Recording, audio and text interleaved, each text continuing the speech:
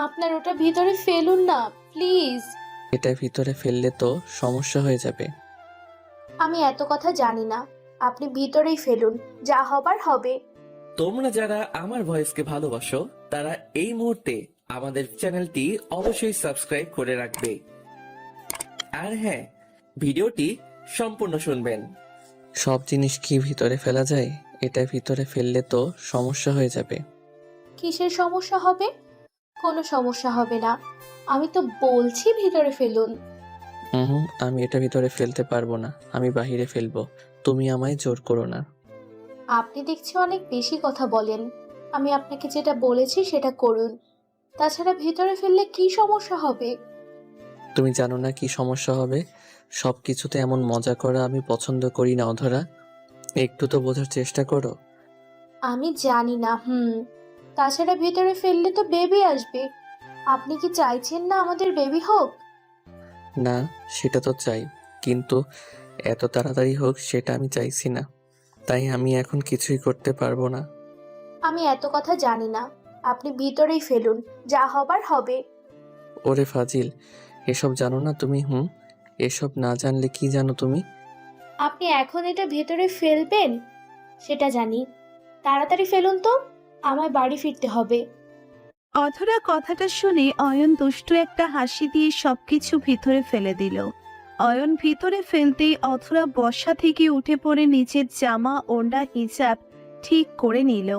অয়নের জিনিসটা নিজের ভিতরে পেতেই নিজের ভিতরে একটা শান্তির অনুভূতি খুঁজে পেল অধরা।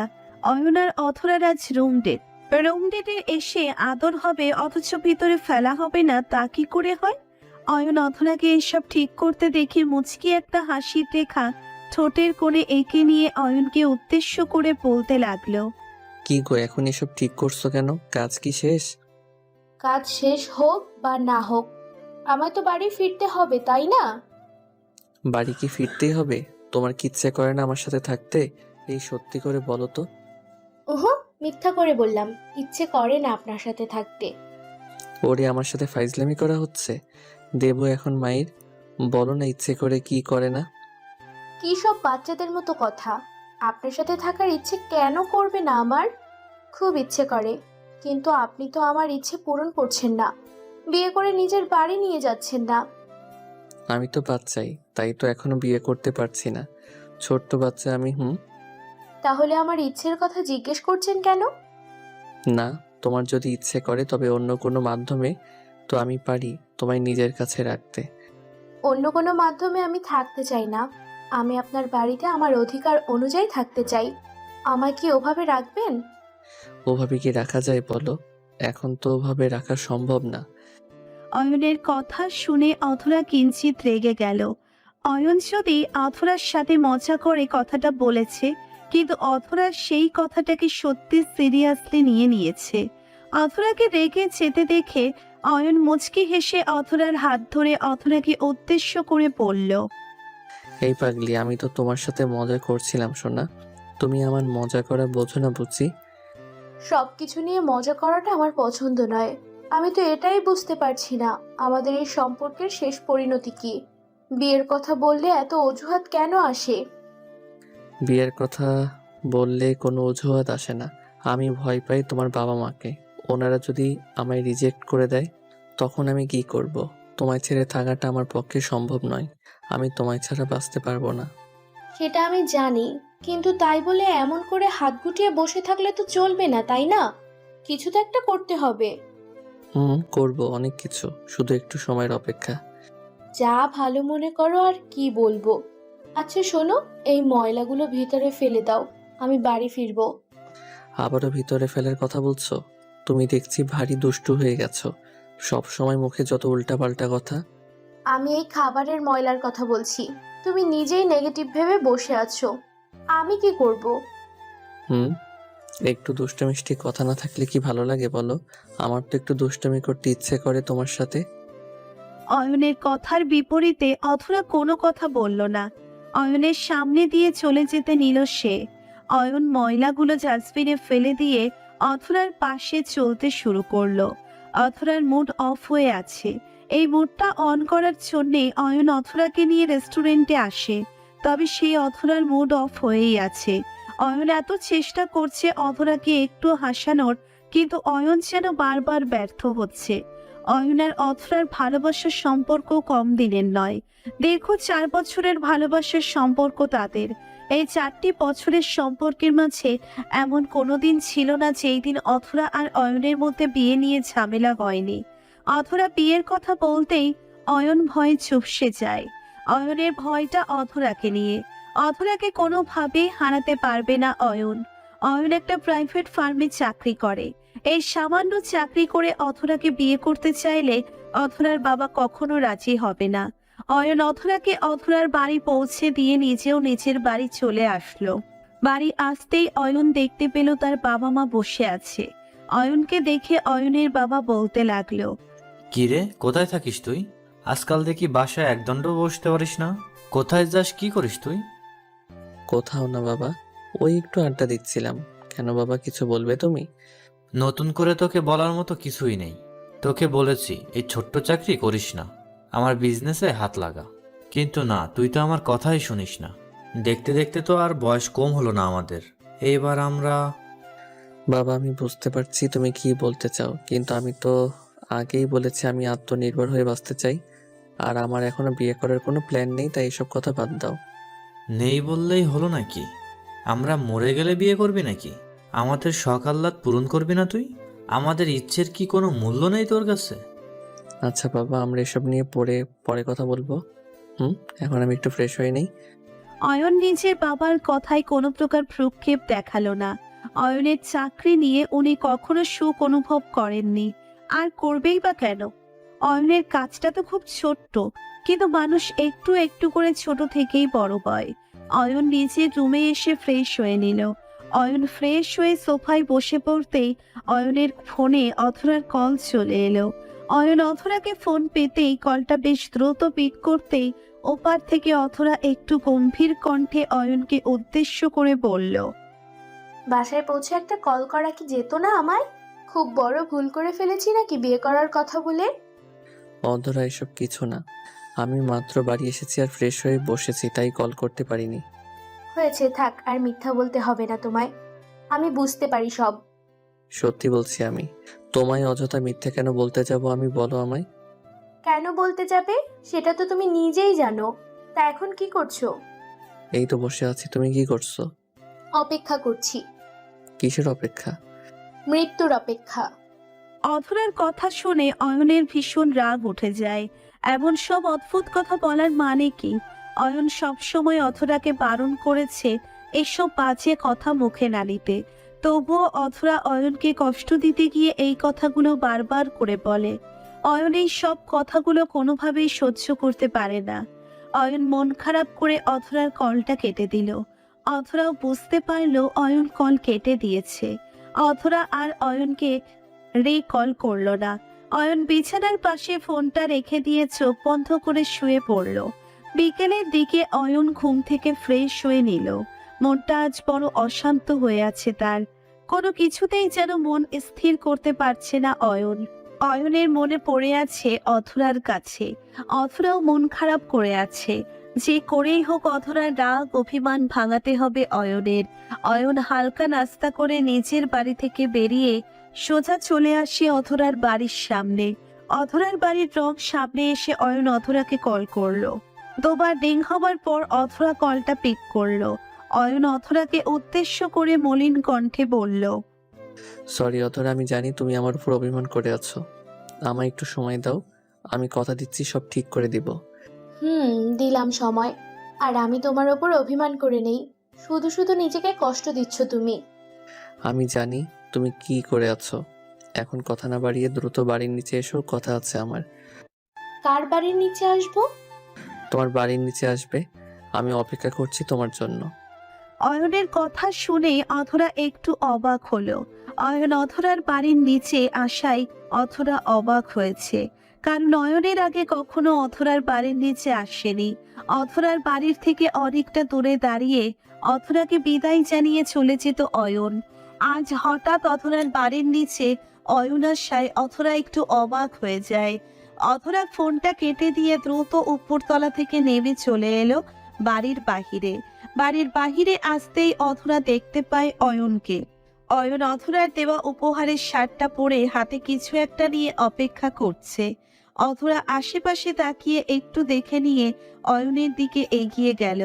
অয়ন অধরাকে দেখতে পেয়ে মুচকি একটা হাসি ঠোঁটের কোণে এঁকে নিল। অধরা অয়নের কাছে এগিয়ে এসে প্রশ্নসূচক কণ্ঠে অয়নকে উদ্দেশ্য করে বলল, এই, তুমি আমার বাড়ির সামনে এলে কি কারণে? আমায় কল করে কথা বললেই তো হতো। হুম, হতো না। আর কতকাল এমন লুকোচুরি করে কাটাবো বলো? আমার এই লুকোচুরি আর ভালো লাগছে না। তাছাড়া আমরা তো কোনো পাপ করিনি, একে অপরকে ভালোবেসেছি শুধু। হয়েছে হয়েছে। আমি জানি না আমার ভিতর বিয়ের জন্য এতটা সাহস কোথা থেকে এলো। তা জনাব, আপনার হাতে এটা কি? গেস করে বলো তো এটা কি হতে পারে? আর শোনো শোনো, আমি কি সারা জীবন ভীতু থাকবো নাকি? এখন তো একটু সাহস রাখতেই হবে আমায়। জি, সাহস থাকতে হবে। যে কোনো পরিস্থিতি মোকাবেলা করার ক্ষমতা নিজের মধ্যে থাকতে হবে। তবেই তো ভালোবাসা পূর্ণতার পথে হাঁটবে, তাই না? জি তাই। এসব ছাড়ো, আগে বলো শোনা, আমার হাতে এটা কিসের বক্স হতে পারে? চকলেট। আমি জানতাম তুমি এটাই বলবে। আমার চকলেট পাগলি বলে কথা। এই নাও, তোমার জন্য এইসব চকলেট নিয়ে এসেছি। এবার একটা মিষ্টি হাসি দিয়ে আমার কলিজাটা ঠান্ডা করে দাও সোনা। অয়নের এমন সব দুষ্টু পাগলামি দেখে অধরা নিজের হাসি আটকে রাখতে পারে না। অধরা খিলখিল করে হেসে ফেলল। অয়ন আবার ঠোঁটের ওই মিষ্টি হাসির দিকে অপলক চাহনিতে তাকিয়ে থাকলো। ভালোবাসার মানুষটির মুখে এক চিলতে হাসির রেখা দেখার মানেটা হলো সারাদিনের শান্তি। আর সেই হাসির কারণ যদি আপনি নিজে হয়ে থাকেন, তো শান্তিটা পুরো হৃদয়কে প্রশান্তির পরশে ঢেকে দেয়। অয়ন অধরার হাতে চকলেটগুলো তুলে দিয়ে অধরার হাতে গল্প করতে লাগলো। অধরাও চকলেট খেতে খেতে অয়নের সাথে বকবক করতে থাকলো। কিছু সময় তারা কথা বলতেই সন্ধ্যা হয়ে এলো। অধরার এবার ফিরতে হবে নিজের বাড়িতে। অধরা অয়নকে উদ্দেশ্য করে বলল, এই অয়ন, এখন তো আমায় বাড়ি ফিরতে হবে। হুম, সময়টাকে বেঁধে রাখা গেলে খুব ভালো হতো জানো। তোমায় আরো বেশি সময় ধরে নিজের কাছে রাখতে পারতাম। সময়কে বেঁধে রাখা যদিও সম্ভব নয়, তবে প্রিয়জনকে আটকে রেখে নিজের বাহু জোরে রাখাটা খুব কঠিন নয়। জি সেটা আমি জানি, আর আমি আমার প্রিয়জনকে নিজের বাহু ধরে ঠিক আটকে রাখবো। অয়ন কথাটা বলতেই অধরাকে নিজের বুকের সাথে মিশিয়ে নিল। অধরাও কোনো চিন্তা না করে অয়নের বুকের মাঝে নিজের শান্তি খুঁজতে লাগলো। মিনিট এক হতে না হতেই অয়নের পেছন থেকে অধরার বাবা এসে অয়নকে উদ্দেশ্য করে খানিকটা চিৎকার করে বলে উঠল, এই ছেলেটা কে? আমার বাড়ির নিচে কি করছে ও? আর আমি জানতে চাই ওর সাথে তোর কি সম্পর্ক? বাবা, ও হলো অয়ন। আমি ওকে ভালোবাসি বাবা। অয়নও আমায় ভালোবাসে। হোয়াট? ছি ছি ছি ছি, আজ তো এত বড় অতব্যতন হয়েছে। নিজের বাবার সামনে ভালোবাসার কথা বলতে লজ্জা করছে না তো? আমরা দুজন কোনো পাপ করিনি যেটার কারণে লজ্জা পেতে হবে। আমরা একে অপরকে ভালোবাসি, আর ভালোবাসার কখনো লজ্জা থাকে না। বাহ বাহ, ছেলেটার দেখি তোর সব কিছুই পরিবর্তন করে দিয়েছে। আগে আমার সামনে কথা বলতে গিয়ে 10 বার ভাবতে হতো, আর আজ বাবার মুখে মুখে কথা বলছিস তুই। অসাধারণ। বাবা ভুল বোঝে না আমায়। অয়ন আমায় কিছু শেখায়নি। আমি সত্যি বলতে সব সময় পছন্দ করি, আর তোমার থেকে কিছু লুকানোর প্রয়োজন নেই, তাই সব বলে দিচ্ছি। আগামীকাল আমি অয়ন আর অয়নের বাবা মাকে আমার বাড়িতে দেখতে চাই। ওদের সাথে আমার কথা আছে। ঠিক আছে বাবা। অধরা নিজের বাবার সাথে কথা বলা শেষ করতেই হন হন করে চলে যায় নিজের রুমে। রুমে এসে অধরা ভাবতে লাগলো যে অয়নকে কি করে সে রাজি করাবে বাবার সাথে ওর পরিবার নিয়ে দেখা করতে। কারণ অয়ন তো বিয়ের কথা বললেই নানা ধরনের অজুহাত দিতে থাকে। অধরা খানিকটা সময় ধরে চিন্তা করলো। নিজের মনের সাথে নিজে যেন যুদ্ধ করলো অধরা। না, অয়ন কি করবে সেটা অয়ন বুঝবে। অধরার কাজ হলো অয়নকে জানানো। নিজের ভালোবাসার টানে সে যদি না আসতে পারে, তবে আর কিচ্ছু বলার নেই। অধরা যেমন ভাবা তেমন কাজ। অয়নকে কল করে বলল তার বাবা কি বলেছে তাকে। অয়ন সব কথা শুনে চুপ হয়ে থাকলো। অধরা অয়নকে সাপ সাপ জানিয়ে দিল এখন সবকিছু অয়নের হাতে। অতঃপর আর কোনো কথা না বলে কলটা কেটে দিল অধরা। পরের দিন সকাল থেকে অধরা অয়নের পথ চেয়ে আছেন, কখন অয়ন আসবে, আদৌ আসবে কি আসবে না এইসব ভাবছে অধরা। সময় আপন গতিতে এগিয়ে চলতে লাগলো, তবে অয়নের আসার কোনো খবর নেই। সন্ধ্যার দিকে অধরা সব আশা ছেড়ে দিয়ে মন খারাপ করে নিজের রুমে বসে আছে। এর মধ্যেই অনেকবার অধরার বাবা অধরাকে জিজ্ঞেস করে অয়ন কখন আসবে। নিজের বাবার প্রশ্নের বিপরীতে অধরার কোনো উত্তর ছিল না। সন্ধ্যার দিকে অয়ন চলে আসে অধরার বাড়িতে। অয়ন অধরার রুমে এসে অধরার সামনে আসতেই অধরা অয়নকে উদ্দেশ্য করে বলল, এই তুমি এখানে? আর আমার রুমে এসে এমন করে জড়িয়ে ধরলে কেন? আমি ভয় পেয়ে গেছি দেখছো। এত ভয় পাওয়ার কি আছে? তোমার স্বামী তোমায় জড়িয়ে ধরবে না তো কে ধরবে শুনি? মজা বাদ দাও, বাবা কি বললো? সকলের সাথে কথা হয়ে গেছে কি? কি আর বলবে বলো? এমন হ্যান্ডসাম ছেলেকে মেয়ে দিবে না তো কাকে দিবে?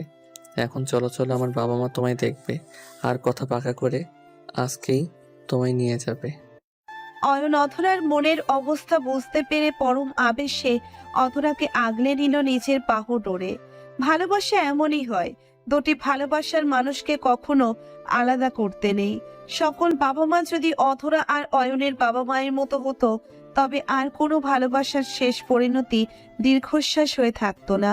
বেঁচে থাকুক ভালোবাসা। অয়ন অধরার নতুন জীবনের জন্য দোয়া করবেন সবাই। প্রতিদিন ভালোবাসার নতুন নতুন গল্প পেতে চ্যানেলটি সাবস্ক্রাইব করে পাশে থাকা বেল বাটনে ক্লিক করুন। আমি প্রিয়াঙ্কা। আমাদের গল্পগুলো যদি ভালো লেগে থাকে অবশ্যই আমাদের চ্যানেলকে সাবস্ক্রাইব করে পাশে থাকবেন। আর হ্যাঁ, ভিডিওটি সম্পূর্ণ শুনবেন। এই জান, এসো না, আর একবার একটু করি। আর একবার করবে মানে? সারা রাত তো করেছো, একটু আগে আবারও করেছো, এখন আবার করতে চাইছো? হুম আমার তৃষ্ণা লাগছে। আমার তৃষ্ণা মিটিয়ে দাও, তা না হলে আমি তোমাকে ছাড়বো না। মানে কি এসবের আহাত? একটু বাদেই আমার পরীক্ষা, আমি কি পরীক্ষা দিতে যাব না? না, পরীক্ষা দিতে তো যাব, কিন্তু যাবার আগে আমায় একটু করে আদর করতে দাও। পাগল হয়ে গেছো তুমি? সারা শরীর আমার ব্যথা হয়ে আছে, আমি নড়তে পারছি না, কিভাবে পরীক্ষা দিব সেটা নিয়ে চিন্তায় ডুবে আছি। আর তুমি কি না আবারও করতে চাইছো? সরি, সম্ভব না। আফরিন, এমন করে বলো না জান। তুমি আমাকে যদি করতে না দাও তবে আমি মরেই যাব। প্লিজ আমাকে একটু করতে দাও। হুম, এখন কোনো কিছুই করা যাবে না, আমি পরীক্ষা দিতে যাব। ছাড়ো আমায়, ফ্রেশ হয়ে যেতে হবে। না, আমি ছাড়বো না, আমাকে আদর করতে দাও, তা না হলে আমি কোনোভাবেই তোমাকে ছাড়বো না। আহাদ নিজের স্ত্রী আফরিনকে জোর করে জড়িয়ে ধরে থাকলো। ওইদিকে আফরিন আহাদকে বারবার বলছে তাকে ছেড়ে দিতে, কিন্তু আফরিনের কোনো কথাই যেন আহাদ নিজের কানে তুলছে না। আহাদ চাইছে আফরিনের আদর ভালোবাসা। এই অল্প সময়ের আদরে কি আহাদের মন ভরে নাকি? আহাদ সারাটা দিন ধরে নিজের স্ত্রীকে আদর ভালোবাসা দিয়ে নিজের কাছে রাখতে চায়। আদর ভালো পাগল বর বলে কথা। আদর পাগল বরের রোমান্টিক অত্যাচার সহ্য করাটা যেন দিনের পর দিন আরও কঠিন হয়ে উঠছে আফরিনের জন্য।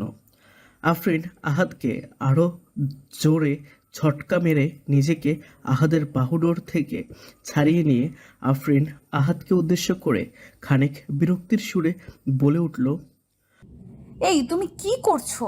আমার সমস্যাগুলো কি তোমার চোখে পড়ছে না? শুধু শুধু ঝামেলা করছো তুমি। আমি কোথায় ঝামেলা করলাম? তুমি একটু বুঝতে পারছো না?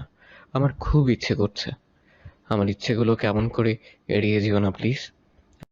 উফ আল্লাহ, আমি এই পাগলকে নিয়ে কোথায় যাব? সারা রাত আদর করে ওই পাগলের মন মতন ভরেনি। আফরিন, তুমি কিন্তু এখন ইচ্ছে করেই লেট করছো। আমাকে একটু করে করতে দাও না সোনা, একটু অল্প করে করব, সত্যি। না, কোনোভাবেই করতে হবে না, অলরেডি আমার অনেক লেট হয়ে গেছে। আমি আর এখানে 1 মিনিটও লেট করতে পারবো না। এমন করে বলো না জান। তুমি আমার কাছে না থাকলে আমি কি করে ভালো থাকবো বলো? আমাকে ভালো রাখতে হলে তো তোমাকে আমার কথা মতো আমায় একটু আদর দিতে হবে, তাই না? আহাত, তুমি কিন্তু খুব বেশি করছো এখন। এমন করলে কিন্তু আমি তোমাকে মাইর দিব বলে দিচ্ছি। যেটা খুশি সেটাই দিতে পারো, আমার সমস্যা নেই। আমাকে আগে আদর। আহাদ সম্পূর্ণ কথাটা বলার পূর্বেই আফরিন আহাদের সামনে দিয়ে খানিক রাগ দেখিয়ে হনহন করে চলে যায়। আহাদ আফরিনের চলে যাওয়ার দিকে একদৃষ্টিতে তাকিয়ে আছে। নিজের ভালোবাসার প্রিয়তমা যখন এমন অবুঝের মতো আচরণ করে তখন খুব কষ্ট লাগে। আহাদ যেন আজ আফরিনের সমস্যাটা কিছুই বুঝতে পারছে না। আফরিন তো সবসময় আহাদকে সময় দেয়, আহাদকে ভালোবাসা, আদর, সোহাগ সব কিছু করে আফরিন। কিন্তু আজ তো আফরিনের পরীক্ষা। এখন আহাদ যদি সেটা বুঝতে না চায় তখন আর কী বা করার থাকে। আহাদ আফরিনের সামনে দিয়ে হনহন করে হেঁটে চলে যেতে নিতেই আহাদ আফরিনের কাজে খানিক বেশি বেশি কষ্ট পায়। আহাদের চোখে মুখে তীব্র কষ্টের ছাপ ফুটে ওঠে। আহাদ নিজের বুকের মাঝে থাকা কষ্টটাকে আরও প্রকট আকার ধারণ করতে দিল না। তার আগেই আহাদ একটা শান্ত নিঃশ্বাস ফেললে আফরিনের পেছন পেছন নিজের বাড়ি থেকে বেরিয়ে আসলো। আহাদ আফরিনের পেছন পেছন নিজের বাড়ি থেকে বেরিয়ে আসতে নিতেই আহাদ দেখতে পেল আফরিন রিকশার জন্য অপেক্ষা করছে। আহাদ আফরিনকে অপেক্ষা করতে দেখে নিজের বাইক নিয়ে আফরিনের সামনে চলে আসলো। আহাদ আফরিনের সামনে নিজের বাইক নিয়ে চলে আসতেই আফরিন আহাদকে উদ্দেশ্য করে নিজের ভ্রু কুঁচকে বলে উঠল, তুমি বাইক নিয়ে আসলে কেন? আমার সাথে কি কলেজে যাবে? হুম, আমি এতটাও খারাপ না, ওকে? চলো, আমি পৌঁছে দিচ্ছি। ও আমার সুইট বরটা এত কেয়ারিং। তোমার এই কেয়ারিং গুলো আমার ভীষণ ভালো লাগে। আর পাম দিতে হবে না, যেটা চেয়েছি সেটাই তো পাইনি। চলো নামিয়ে দিয়ে আসি। আহাদের কথাটা শুনে আফরিনের ঠোঁটের কোণে মিষ্টি হাসির রেখার উদয় হলো। আফরিন মুচকে একটা হাসির রেখা নিজের ঠোঁটের কোণে এঁকে নিয়ে আহাদের বাইকের পেছনে উঠে বসলো। আহাদ অতি সাবধানতার সাথে নিজের স্ত্রী আফরিনকে নিয়ে চলতে লাগলো কলেজের দিকে। আফরিন পেছন থেকে আহাদকে শক্ত করে জড়িয়ে ধরে আছে। এতটা শক্ত করে জড়িয়ে ধরে আছে যেন আফরিন আহাদের শরীরের সাথে নিজের শরীর একদম লেপ্টে নিবে। আহাদ আপন মনে বাইক ছোড়াতে লাগলো। আহাদকে হয়তো আফরিন পরিতৃপ্ত করতে পারেনি, তবে তাতে করে যে আহাদ আফরিনের উপর রেগে বসে থাকবে বা আফরিনকে সাহায্য করবে না তা কিন্তু নয়। আহাদ আফরিনকে প্রচুর ভালোবাসে, এতটা ভালোবাসে যে আফরিনের জন্য আহাদ হাসতে হাসতে নিজের জীবনটাও দিয়ে দিতে পারে। আহাদ আফরিনকে নিয়ে নীরবে বাইক চালিয়ে যাচ্ছে। দুজনেই নিশ্চুপ হয়ে আছে, কারোর মুখেই যেন কোনো কথা নেই। আহাদকে এমন করে নিশ্চুপ দেখে আফরিনের মনের মাঝে প্রশ্নের উদয় হলো। আফরিন বুঝতে পারল না তার এমন করে নীরব হয়ে থাকার কারণ কি। আফরিন আহাদকে উদ্দেশ্য করে মৃদু কণ্ঠে বলে উঠল, এই কি গো আমার প্রিয়তম, এমন করে নিশ্চুপ হয়ে আছো কেন? তো কি করব? কি করবে মানে? আমার সাথে কথা বলবে? তুমি এমন করে বোবা হয়ে গেলে কি সেটা আমার ভালো লাগে বলো? বেশি কথা বলতে নেই, কথাবার্তা সবসময় হিসেব করে বলতে হয়। তা না হলে অনেকে সেসব বলা কথা নিয়ে কষ্ট পেতে পারে। কচু পেতে পারে। আমি না সত্যিই বুঝতে পারি না যে তুমি এমন কেন।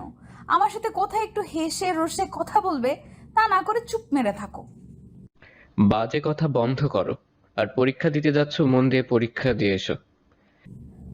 আমি জানি তো আমার পরীক্ষা নিয়ে তোমার এখন যত সমস্যা। এই পরীক্ষার জন্যই তো আমাকে আদর করতে পারোনি, জানি আমি, তাই রেগে আছো। এতই যখন জানো তখন রিপ্লে করে বলছো কেন? আমি আদর করতে নিলেই তোমার হাজারটা সমস্যা শুরু হয়ে যায়। আমি বুঝতে পারি না যে এই সমস্যাগুলোকে সত্যি আমার কারণে আসে, নাকি নিজেই ডেকে নিয়ে আসো। মানে তুমি কি বলতে চাইছো আমি ইচ্ছে করে এমনটা করি? হতেও পারে, অবিশ্বাসের কিছু নেই। আচ্ছা এই কথাটা বললে তো ঠিক আছে, আমি আর জীবনেও তোমার সাথে বেশি কথা বলবো না।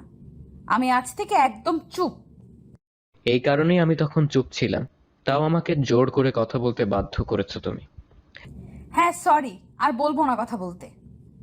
আফরিনের বলা ভারী কণ্ঠের কথাটা শুনে আহাদের ভীষণ হাসি পেল। মেয়েটা এমন যেন অল্প কিছুতেই রেগে বোম হয়ে যায়। ওইদিকে সারাটা দিন যে আফরিন আহাদকে হাজার কথা শোনায় তখন কিছু না। মেয়ে মানুষ হয়তো এমনই হয়। বিশেষ প্রিয় মানুষটিকে কড়া শাসনে রেখে তারা নিজেদের মনের ভেতর থেকে অদ্ভুত শান্তি খুঁজে পায়। তারা এটাও চায় যে তাদের প্রিয় মানুষটি যেন তাদের চোখের সামনে বাঘ নয়, বিড়াল হয়ে থাকে। আহাদ আফরিনের কলেজের সামনে এসে বাইক দাঁড় করাতেই আফরিন বাইক থেকে নেমে পড়ল।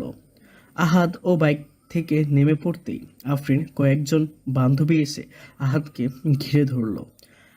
আফরিনের বান্ধবীরা এসে আহাদকে ঘিরে ধরে আহাদকে বলতে লাগলো, ভাইয়া, আজ কত বছর পর আপনাকে দেখলাম। এতদিন আমাদের থেকে দূরে ছিলেন কেন? আসলে অনু, আমি তো চেয়েছি তোমার কাছে থাকতে না, কিন্তু তোমাদের বান্ধবী চাইছে না আমি তোমাদের কাছে থাকি, তাই আর কি আসা হয়নি। কি? আফরিন তো সব সময় বলে আপনাকেও নিয়ে আসতে চায়, কিন্তু আপনি নিজেই আসতে চান না। এখন সব দোষ আমার বান্ধবীর ঘাড়ে চাপিয়ে দিচ্ছেন। আহা শালি, আমার এমন করেই তো তোমাদের বান্ধবী তোমাদের আর আমাকে বোকা বানাচ্ছে। আজ না পেরে আমি জোর করে তোমাদের সাথে দেখা করতে ছুটে এসেছি। আহাদ আফরিনের বান্ধবীদের সাথে হেসে খেলে কথা বলছে। এই দৃশ্যটা আহাদের খানিক পাশে থেকে দেখছে আফরিন। আফরিন কখনো চায় না আহাদ কলেজে এসে আফরিনের বান্ধবীদের সাথে হেসে রসে কথা বলুক। আফরিন আহাদের পাশে আহাদের ছায়াকেও সহ্য করতে পারে না। সেখানে নিজের বান্ধবীদের কেমন করে সহ্য করবে? আহাদের বলা প্রতিটা কথা আফরিনের কানে আসছে, আর আফরিন রেগে বোম হয়ে যাচ্ছে। ইচ্ছে করছে তার এখনই আহাদের টুটি চেপে ধরতে, কিন্তু এখন সেটা সম্ভব নয়। ওইদিকে আফরিনের বান্ধবী অনু আহাদের হাত ধরে বায়না জুড়ে দিল পরীক্ষা সব। এতক্ষণ সব কিছু নীরবে পর্যবেক্ষণ করে গেল, আর যেন আফরিন সহ্য করতে পারছে না। আফরিন রাগে গজগজ করতে করতে আহাদের সামনে এসে দাঁড়িয়ে অনুর হাতটা একটানে আহাদের হাত থেকে সরিয়ে নিয়ে আফরিন নিজের ঠোঁটের কোণে মিছক হাসির রেখা টেনে নিয়ে আহাদকে উদ্দেশ্য করে বলতে লাগলো, আচ্ছা আহাদ, তোমার কি মনে হচ্ছে না যে তুমি এখন একটু বেশি করছো? না তো, আমার তো আরো মনে হচ্ছে আমি অনেক বেশি কম করে ফেলেছি। আরো একটু করা যায় নিজের শালীদের সাথে। তোমার এই শালি ভক্তিগিরি আমি তো রাতে বের করব জান। এখন তোমাকে কিচ্ছু বলবো না আমি।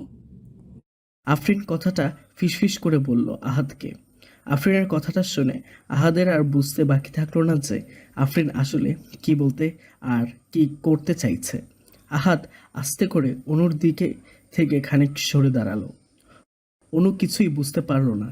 প্রশস্ত কণ্ঠে অনু আফরিনকে উদ্দেশ্য করে বলল, কি রে আফরিন, তুই ভাইয়াকে কি এমন করে কথা বলছিস যে ভাইয়া একদম চুপ মেরে গেল? আমি কোথায় কি বললাম? আমি তো কিছু বলিনি। তাছাড়া তোর এত ছ্যাঁচড়া কেন?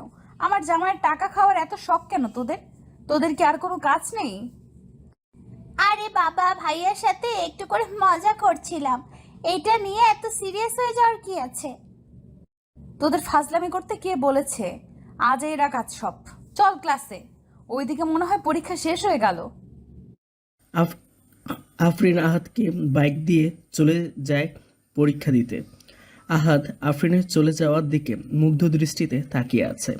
জীবনে এমন একটা লাইফ পার্টনার খুব প্রয়োজন আছে, যাকে নিয়ে সত্যিকার অর্থে ভালো থাকা যায়। আফরিন এই সব জেলাস ফিল করার ব্যাপারগুলো আহাদের বুকটা শান্তিতে ভরে ওঠে। আহাদ আফরিনের স্বামী হবার পরও আফরিন ভয় করে আহাদকে হারিয়ে ফেলার। এই ভয়টা চোখ বন্ধ করে প্রমাণ করে আহাদের প্রতি আফরিনের অগাধ ভালোবাসা। আহাদ কলেজের সামনেই অপেক্ষা করতে লাগলো প্রায় 3 ঘন্টা। আফরিন পরীক্ষা শেষ হবার পর আফরিনকে বাইকে নিয়ে আহাদ বাড়ির উদ্দেশ্যে রওনা দিল। আফরিন আহাদের পেছনে বসে আহাদকে উদ্দেশ্য করে বলল, আচ্ছা আহাদ, তুমি এই 3 ঘন্টা ওখানে দাঁড়িয়ে অপেক্ষা করলে কেন? বিরক্ত লাগেনি তোমার? কেন বিরক্ত লাগবে? তাছাড়া প্রিয়তমার জন্য অপেক্ষা করার মাঝে এক অদ্ভুত শান্তি আছে, যেটা তুমি বুঝতে পারবে না। আমি সবটাই বুঝতে পারি। আমি বাইরে এসে তোমাকে না দেখতে পেলে রাগ করব, তাই অপেক্ষা করেছো, তাই না? পাগলি একটা। বাদ দাও এসব কথা। আইসক্রিম খাবে? যেই গরম পড়েছে, আইসক্রিম খাওয়া যেতে পারে। ওকে, আমি তোমার জন্য আইসক্রিম নিয়ে আসছি, ওয়েট। আহাদ নিজের গাড়িটা সাইডে পার্ক করে আফরিনের জন্য আইসক্রিম নিয়ে আসতে চলে যায়। আফরিন মুচকি মুচকি হাসছে কোনো একটা বিষয় চিন্তা করে, কিন্তু আসলে সেই বিষয়টা কি সেটা আহাদ নিজেও জানে না। আহাদ আফরিনের জন্য আইসক্রিম নিয়ে এসে আফরিনের কাছে এসে আফরিনকে আইসক্রিম দিল।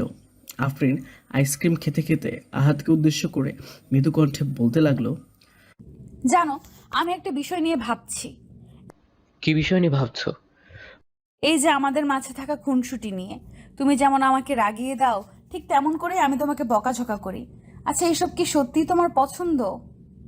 মোটেও পছন্দ না, অনেক বেশি পছন্দ।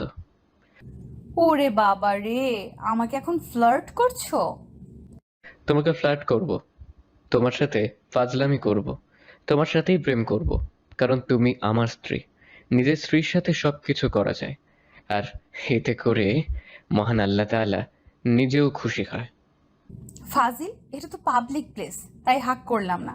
তা না হলে এখনই তোমাকে শক্ত করে জড়িয়ে ধরতাম। তাই?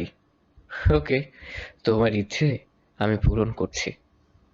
আহাদ কথাটা শেষ করতেই আফরিনকে শক্ত করে জড়িয়ে ধরল। আদর পাগল বরের মাঝে এতটা কেয়ারিং ভালোবাসা থাকবে সেটা যেন আফরিনের ভাবনার বিষয়। আফরিনও আহাদকে একটু জড়িয়ে ধরল। আহাদ যে আফরিনের জন্য পাগল সেটা তো আর বলার অপেক্ষা রাখে না। আহাদ আফরিনের কপালে নিজের ঠোঁটজোড়া ছুঁয়ে দিয়ে আফরিনকে নিয়ে বাড়ি ফিরে এলো। ভালোবাসা সত্যি সুন্দর। আহাদ আর আফরিনের জন্য সবাই দোয়া করবেন, তারা যেন দুজন এমন করেই নিজেদের ভালোবাসায় নিজেদেরকে বন্দি রাখতে পারে। হ্যালো বন্ধুরা, আমি প্রিয়াঙ্কা। আশা করি সবাই অনেক ভালো আছেন। তো সবাইকে কিছু কথা বলতে আসলাম। আপনাদের ভালোবাসা পেলে এমন সব ভিডিও আরও উপহার পাবেন যেভাবে প্রতিদিন আমি দিয়ে আসছি। ভিডিওগুলো বানাতে অনেক কষ্ট হয়, আমি জানি। এই ভিডিওটি অনেক মানুষই দেখবেন, তাই শুরু করার আগে কিছু কথা বলতে চাই। আপনারা যদি ফেসবুক থেকে দেখে থাকেন তাহলে অবশ্যই একটা লাইক এবং ফলো করে দিবেন, আর যদি ইউটিউব থেকে দেখে থাকেন তাহলে অবশ্যই সাবস্ক্রাইব করে দিবেন। ভিডিওটি দেখার আগে সবার কাছে ছোট্ট একটা রিকোয়েস্ট করতে চাই, প্লিজ প্লিজ প্লিজ যারা ভিডিওটি দেখবেন সবাই একটা করে অবশ্যই সাবস্ক্রাইব করে যাবেন যদি ইউটিউব থেকে দেখে থাকেন, আর ফেসবুক থেকে দেখে থাকলে অবশ্যই ফলো করে দিবেন। আর যারা আমাকে ভালোবাসে তারা সবাই একটা করে লাইক দিয়ে দেখিয়ে দিবেন। Love you all. আমি প্রিয়াঙ্কা।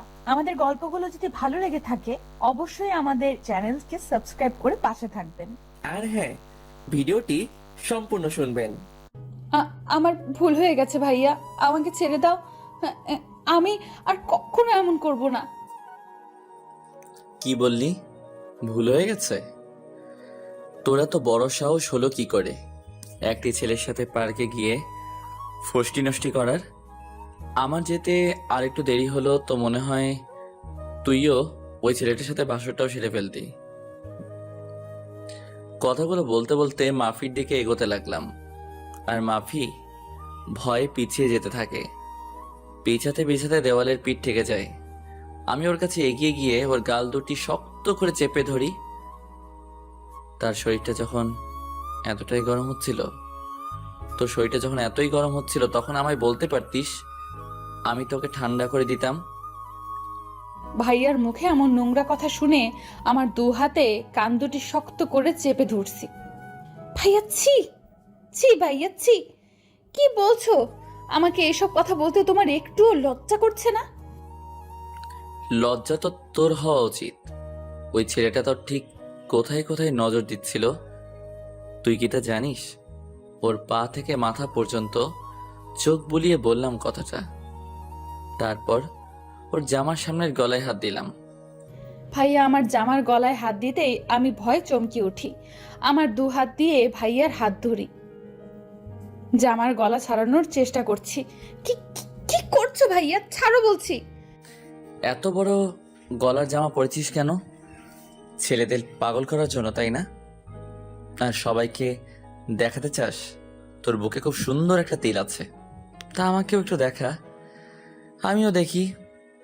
কথাটা বলে ওর জামার গলাটা এক টানে ছিঁড়ে ফেলি। আরও চিৎকার করে ওঠে। না না, নিজেকে আড়াল করার জন্য উল্টো দিকে ঘুরে দেওয়ালের সাথে নিজেকে আড়াল করে দাঁড়াই। আমি ওর পিঠের সাথে আমার বুক ঠেকিয়ে জামার ফাঁক দিয়ে মাফির পেটে আমার হাত ঢুকিয়ে ওর পেট খুব শক্ত করে চেপে ধরি। প্লিজ ভাইয়া, আমাকে ছাড়ো, আমার খুব ব্যথা লাগছে। কেন? আমি টাচ করেছি বলে তোর খুব খারাপ লাগছে, তাই না? আর ওই ছেলেটা যখন কথার ছলে নানানভাবে তোর অনেক জায়গায় টাচ করছিল, কই তখন তো তোর খারাপ লাগেনি? তখন তো খুব এনজয় করছিলি। মাফি অনেক কান্না আর কাকুতে মিনতি করেছে আমার কাছ থেকে ছাড়া পাওয়ার জন্য, কিন্তু ওর কোনো কথাই আমি শুনিনি। জোর করে ওর উপরে আমার পুরুষত্ব ফলাতে থাকি। এক সময় ক্লান্ত হয়ে ওকে ছেড়ে দিয়ে বেড থেকে নেমে ফ্লোরে পড়ে থাকা শার্ট প্যান্ট তুলে পরে নেই। মাফির জামা কাপড়ও তুলে নিয়ে ওর দিকে ছুঁড়ে মারি, এগুলো পরে নে আর চল তোকে বাসায় দিয়ে আসি। এতক্ষণ কি হলো কেউ কিচ্ছু বুঝতে পারেনি, তাই না?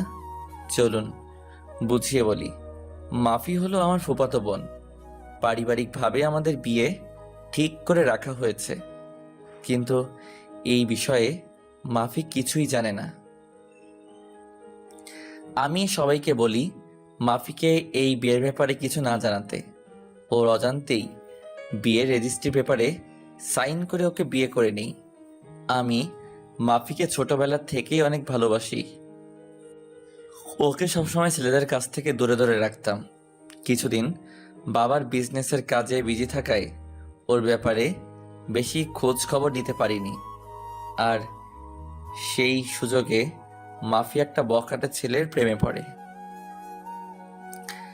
আমাদের এলাকার ছেলেটা খুব খারাপ, অনেক মেয়ের সাথে সম্পর্ক, মেয়েদের প্রেমের ফাঁদে ফেলে বিয়ে করে অন্য দেশে পাচার করে দেয়। আর মাফিও ওই ছেলেটার শিকার হয়েছে। আমি একদিন ব্যাপারটা বুঝতে পারি যে মাফি কোনো ছেলের সাথে রিলেশনে জড়িয়েছে, আর সেজন্য আজ অফিসে না গিয়ে মাফি প্রতিদিন কোথায় যায়, কার সাথে দেখা করে, সেটা দেখার জন্য ওর পিছনে যাই। আর সেখানে গিয়ে যা দেখি সেটা দেখে রাগে আমার মাথা গরম হয়ে যায়। মাফিকে একটা ছেলে জড়িয়ে ধরে কিস করার জন্য জোরাজোরি করছে, আর মাফি বারবার হাত দিয়ে বাধা দিচ্ছে। ছেলেটার কাছে গিয়ে সোজা নাক বরাবর একটা ঘুষি মেরে মাটিতে ফেলে দিয়ে ইচ্ছা মতো কেলালাম। তারপর মাফির চুলের মুঠি ধরে টানতে টানতে আমাদের বাগান বাড়িতে নিয়ে আসি। তারপরের ঘটনা তো সবারই জানা। বিছানার চাদর বুকে জড়িয়ে ফুপিয়ে ফুপিয়ে কান্না করছি। দু চোখের কোণ ঘেঁষে পানি গড়িয়ে পড়ছে বালিশে। নিজের সতীত্বটাকে শেষ পর্যন্ত রক্ষা করতে পারলাম না।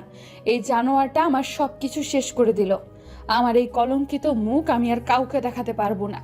নিজেকে শেষ করে দেব। পাশের বেডসাইড টেবিলে রাখা ফলের ঝুড়ি থেকে ফল কাটার ছুরি হাতে নিয়ে চোখ বন্ধ করে পেটে ঢুকিয়ে দিলাম। কি ব্যাপার, কিছু হলো না কেন? চোখ খুলে তাকিয়ে দেখি ভাইয়া ছুরিটা শক্ত করে ধরে রেখেছে। ভাইয়ার হাত কেটে রক্ত পড়ছে। ওর হাত থেকে ছুরিটা ফেলে দিয়ে ওর গালে একটা কষিয়ে থাপ্পড় মারি। মাফি, কি করছিস তুই? পাগল হয়ে গেছিস নাকি? আমি আমার এই অপবিত্র শরীর নিয়ে বাঁচতে চাই না। বাঁচালে কেন আমাকে?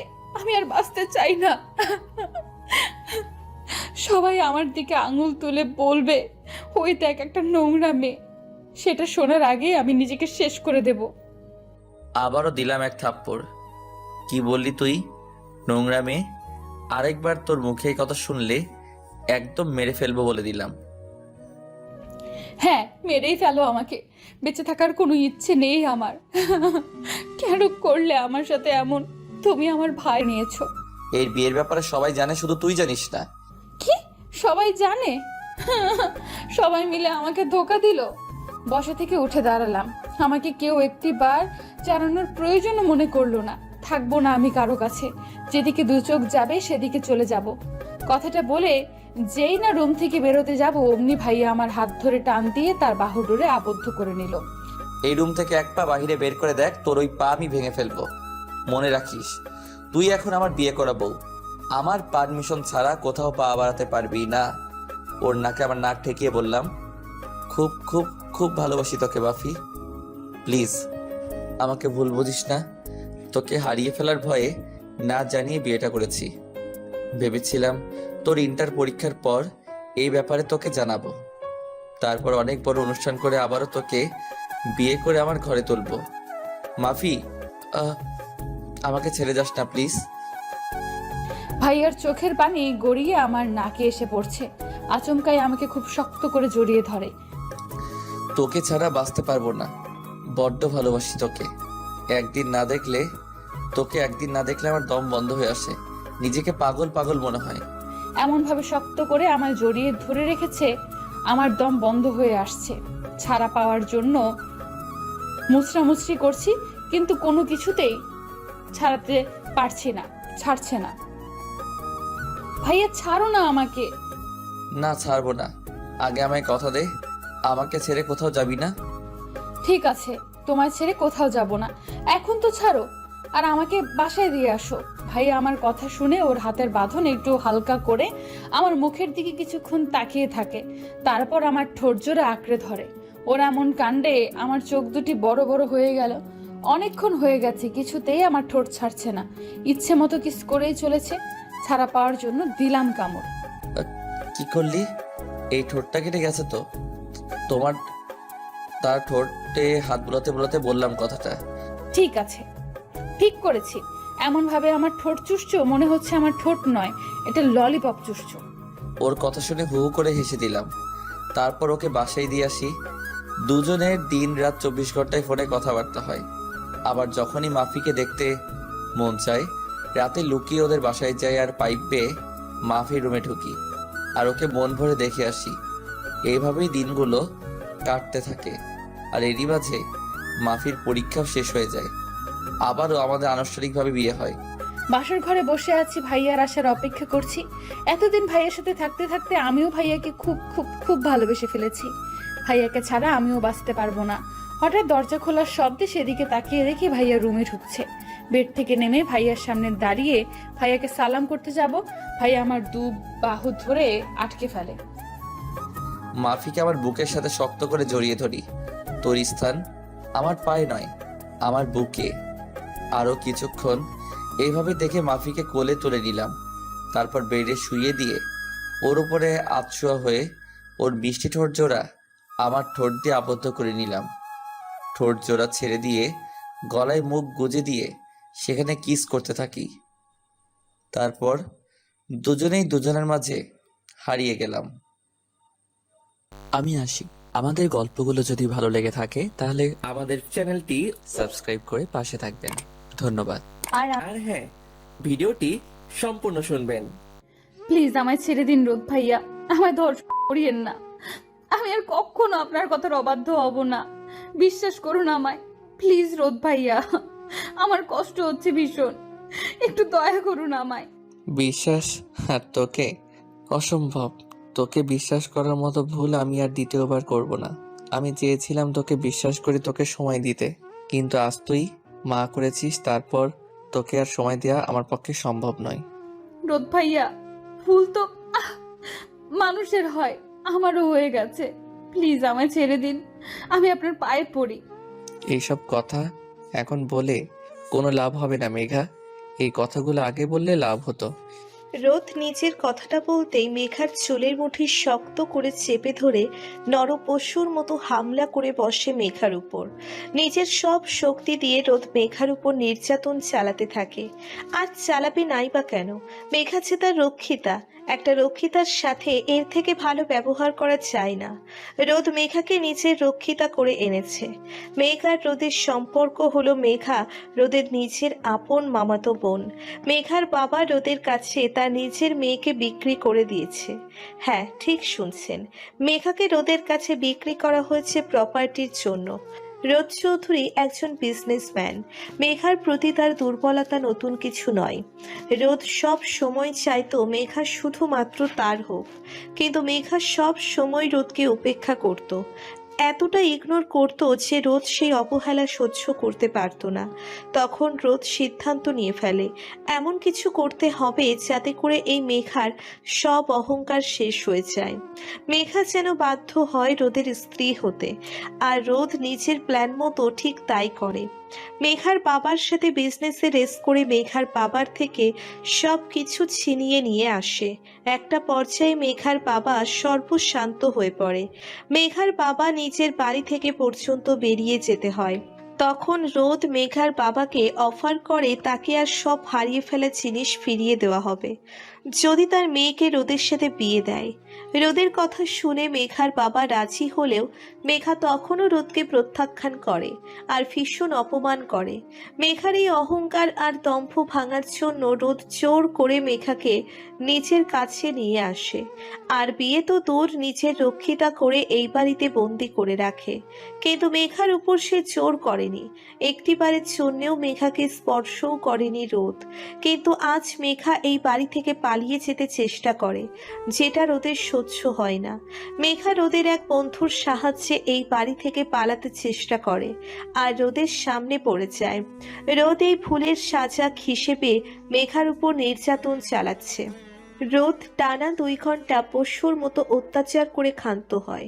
মেঘা অজ্ঞান অবস্থায় পড়ে আছে বিছানায়।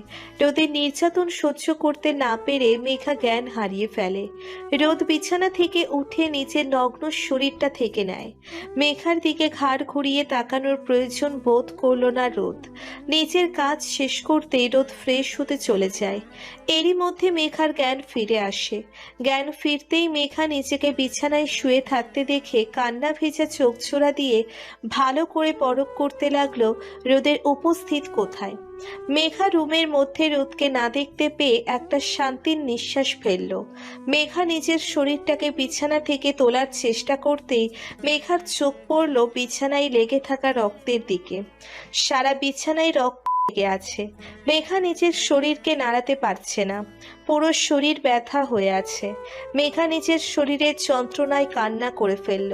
মেঘার কান্নার শব্দ রোদের কানে ভেসে আসতেই রোদ দ্রুত রুমে প্রবেশ করে।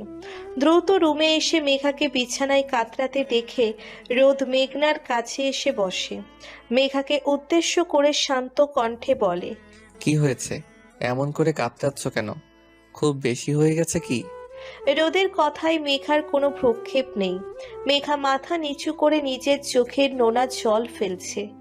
রোদ মেঘার দিকে তাকিয়ে বাঁকা হাসি দিয়ে বলে, কি হয়েছে? একটা কথা কি ভুলে গেছো? রক্ষিতা নারীর চোখে জল মানায় না, চোখের জল মুছে নাও। এমন পরিস্থিতিতে রোজ রোজ পড়তে হবে, আর আমি রোজ রোজ তোমাকে সান্ত্বনা দিতে আসবো না।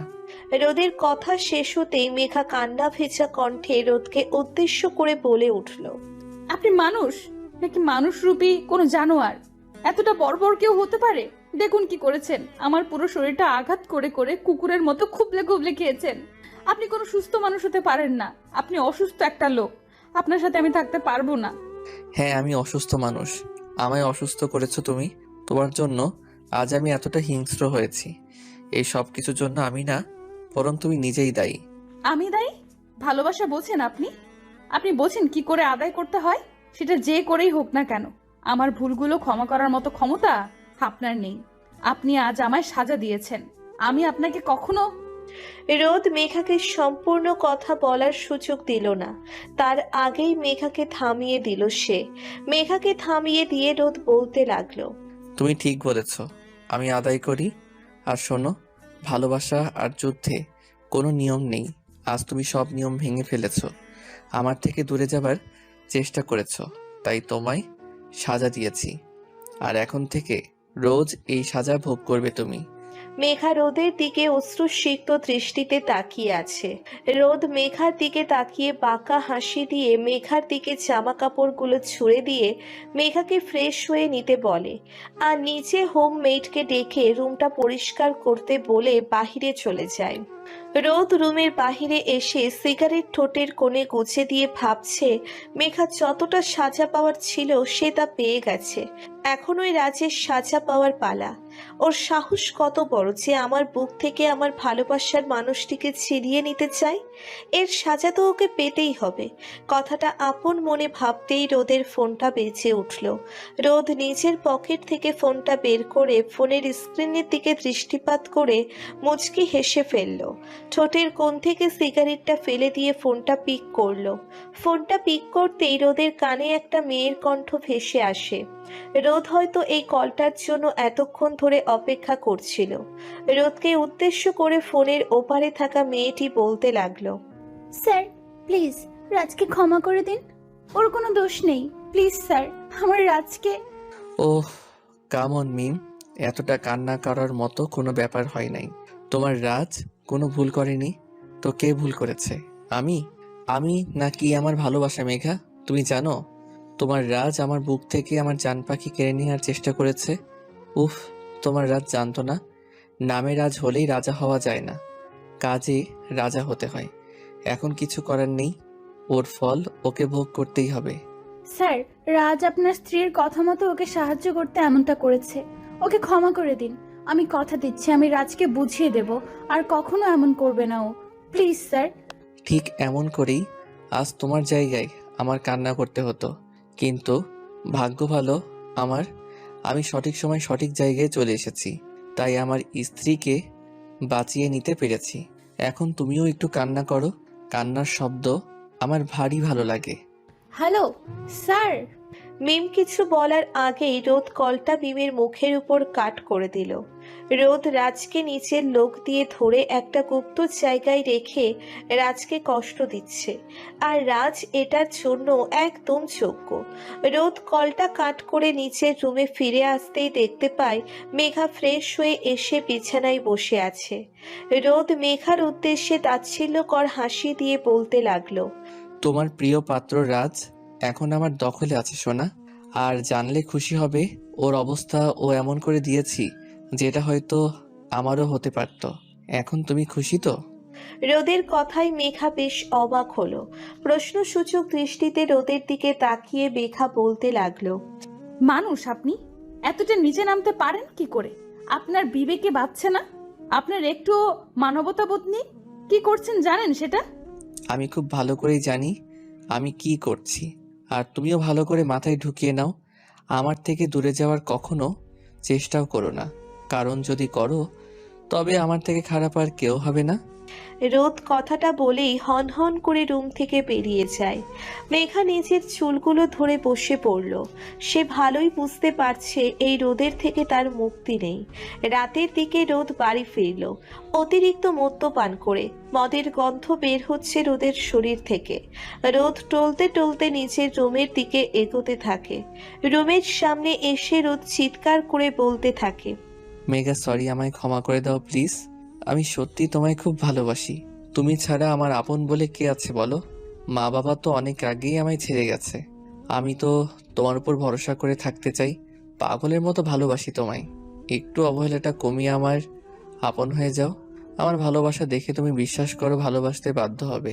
প্লিজ মেঘা, আমায় ছেড়ে যেও না। রোদের চিৎকারের শব্দটা মেঘার কানের মধ্যে এসে বিঁধে যায়। মেঘা নিজের অসুস্থ শরীর নিয়ে রোদের কাছে ছুটে আসে। রোদের কাছে আসতেই মেঘার সামনে রোদ হাঁটু গেড়ে বসে পড়ে। ফর্সা গালটা রোদের একদম লাল হয়ে আছে। রোদ মাটিতে বসে পড়তেই মেঘা রোদকে উদ্দেশ্য করে বলল, এইসব কি? আপনি ড্রিঙ্ক করে এসে এখন মাতলামি করছেন? হ্যাঁ আমি মাতাল, আমি মদ খেয়ে এসেছি, আরো খাবো। আমি মদ খেয়ে খেয়ে মরে যাব, কিন্তু মেঘা তোমায় ছাড়া আমি বাঁচতে পারবো না। আমায় ছেড়ে যেও না তুমি, বড্ড ভালোবাসি তোমায় Megha. I love you so much. রোদ কথাটা শেষ করতেই মাটিতেই শুয়ে পড়ল। মেঘা নীরবে দাঁড়িয়ে আছে। কি করবে সে বুঝতে পারছে না। এই রোদ হঠাৎ করে একই করলো। মেঘার অজান্তেই রোদের জন্য এক অদ্ভুত মায়া কাজ করতে লাগলো। 1 মিনিটের জন্য মেঘা ভুলে যায় রোদ তার সাথে কি করেছে। মেঘা রোদকে শক্ত করে জড়িয়ে ধরে। রোদ নিজের মধ্যে নেই, সে এখন নেশায় বুঁদ হয়ে আছে। মেঘা রোদকে কোনো মতে ধরে নিচের রুমে নিয়ে যায়। বিছানায় শুইয়ে দিয়ে রোদের দিকে তাকায়। রোদ চোখ বন্ধ করে বিড়বিড় করে বলে যাচ্ছে, ভালোবাসি তোমায় মেঘা, অনেক ভালোবাসি। মেঘা রোদের জামা জুতো খুলে রোদকে চাদর দিয়ে ঢেকে দিল। রোদ ঘুমিয়ে পড়ল। সকাল হতেই রোদের ঘুম ভাঙল। রোদ নিজের চোখ খুলতেই বেশ অবাক হয়ে যায়। রোদ দেখতে পায় মেঘা তার বুকের উপর শুয়ে আছে। রোদ আলতো হাতে মেঘাকে নিজের বুকের উপর থেকে সরিয়ে দিল। রোদের মৃদু স্পর্শ মেঘা অনুভব করতে পারল না। মেঘা ঘুমিয়ে আছে। রোদ ফ্রেশ হতে চলে যায়। ফ্রেশ হয়ে এসে রোদ দেখতে পায় মেঘার ঘুম ভেঙে গেছে। মেঘা বিছানা গুছিয়ে রুমটা একদম পরিপাটি করে রেখেছে। রোদ একটু অবাক হয়ে মেঘার দিকে তাকালো। মেঘা রোদের দিকে তাকিয়ে মুচকি হেসে বলল, আপনার রক্ষিতার কাজে আপনি খুশি হয়েছেন তো? রোদ মেঘার মুখ থেকে এই কথাটা শুনে অবাক হয়ে যায়। হয়তো রোদ এই কথাটা মেঘার মুখ থেকে আশা করেনি। রোদ মেঘার কথার বিপরীতে কোনো কথা বলল না। হনহন করে নিচের জামাকাপড়গুলো পরে ফেলতে লাগলো। মেঘা রোদের পিছনে দাঁড়িয়ে আবারও রোদের উদ্দেশ্যে বলতে লাগলো, স্যার, আপনার রক্ষিতা আপনার জন্য নাস্তা তৈরি করেছে। আপনি কি আপনার রক্ষিতার হাতের স্পর্শ করা খাবার খাবেন? রোদ মেঘার কথা সহ্য করতে পারল না। নিচের হাত শক্ত করে মুষ্টিবদ্ধ করে নেয়। এই রক্ষিতা শব্দটা মেঘার মুখে সহ্য হচ্ছে না তার।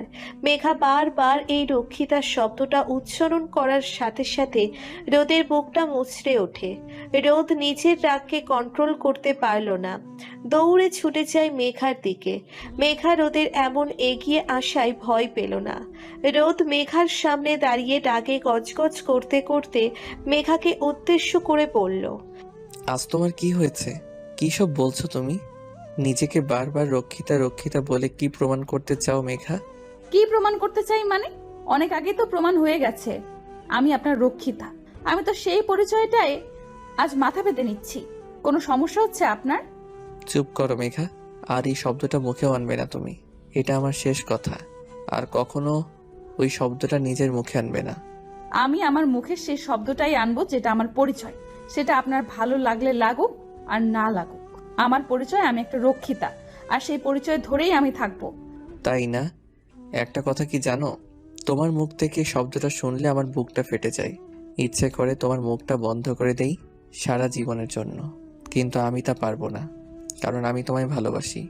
হ্যাঁ, নিজের জীবনের থেকেও অনেক বেশি ভালোবাসি। তাই আমার ভালোবাসার মানুষটিকে নিয়ে কেউ বাজে কথা বললে আমার কষ্ট হয়। রোদের কথা শুনে মেঘা চুপ হয়ে যায়। রোদ মেঘার হাত ধরে টানতে টানতে মেঘাকে রুম থেকে বের করে বাড়ির বাহিরে নিয়ে আসে। মেঘা বেশ অবাক হয়ে যায় রোদের এমন ব্যবহারে। মেঘা বুঝতে পারছে না রোদ হঠাৎ এমন করছে কেন। রোদ মেঘাকে রেজিস্ট্রি অফিসে নিয়ে এসে মেঘাকে বিয়ে করে নেয়। বিয়ে শেষ হতেই রোদ মেঘাকে উদ্দেশ্য করে বলতে লাগলো, এখন থেকে তুমি আমার স্ত্রী, একদম বৈধভাবে। আর ভুল করে ওই ভুল শব্দটা মুখে নিবে না। মেঘা রোদের দিকে তাকিয়ে নিজের চোখের জল আড়াল করতে পারল না। দৌড়ে এসে রোদের জড়িয়ে ধরে সে। রোদকে জড়িয়ে ধরে মেঘা বলতে লাগলো, আপনাকে না চাইতেও ভালোবেসে ফেলেছি আমি। সরি, আমায় ক্ষমা করে দিবেন। আমি আর কখনো আপনাকে কষ্ট দিব না, প্রমিস। আমিও তোমায় অনেক ভালোবাসি। অতঃপর রোদ মেঘাকে নিয়ে নিজের বাড়ি চলে আসে। আজ থেকে তাদের ভালোবাসার এক নতুন অধ্যায়ের সূচনা হবে। যেই অধ্যায়ে থাকবে না কোনো অবহেলা, আর থাকবে না কোনো দূরত্ব। আমরা সব সময় একটা ভুল করে থাকি, সেটা হলো নিজের অজান্তেই যে আমাদের ভালোবাসে আমরা তাদেরকে এড়িয়ে চলি, আর যার কাছে আমাদের মূল্য নেই তাদেরকে আপন করি। আমাদের উচিত এমন কাউকে আপন করা যাকে নিয়ে আমরা ভালো থাকতে পারি।